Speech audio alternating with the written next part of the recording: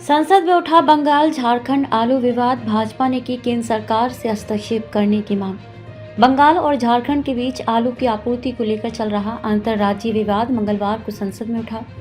हजारीबाग से भाजपा सांसद मनीष जायसवाल ने लोकसभा में इस मुद्दे को उठाया। उन्होंने केंद्र सरकार से इस मामले में हस्तक्षेप करने का आग्रह किया।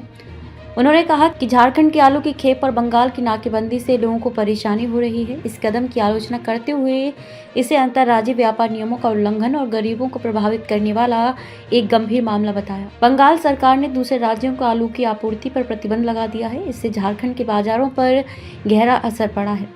झारखंड पूरे साल आलू की कम से कम 60% खपत के लिए बंगाल पर निर्भर है। बंगाल की सीएम ममता बनर्जी ने प्रतिबंधों का बचाव किया। झारखंड के मुख्यमंत्री हेमंत सोरेन ने मुख्य सचिव अलका तिवारी को इस मुद्दे पर बंगाल के मुख्य सचिव मनोज पंत से बात करने का निर्देश दिया। उन्होंने एक दूसरे से बात की, लेकिन कोई नतीजा नहीं निकला। प्रतिबंध अभी भी जारी है। ये मुद्दा सोमवार को बंगाल विधानसभा में भी उठा, जहां बंगाल की मुख्यमंत्री ममता बनर्जी ने प्रतिबंधों का बचाव, आतंकवाद से निपटने को बने कार्य योजना। संसदीय समिति संसद की एक स्थायी समिति ने मंगलवार को कहा कि सरकार को पाकिस्तान प्रायोजित आतंकवाद से निपटने के लिए एक कार्य योजना बनानी चाहिए, क्योंकि सभी आतंकी नेटवर्क और सुरक्षित पनाहगाहों को नष्ट करके ही भारत में आतंकवादी हमलों को रोका जा सकता है।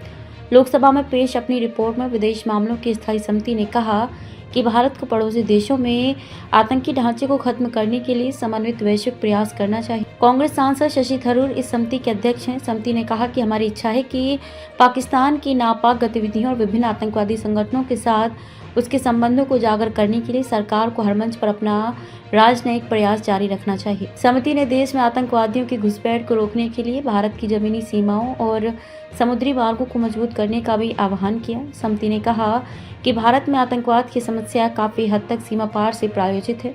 केंद्रीय योजना का पैसा अपात्र लोगों को दे रही है बंगाल सरकार। शिवराज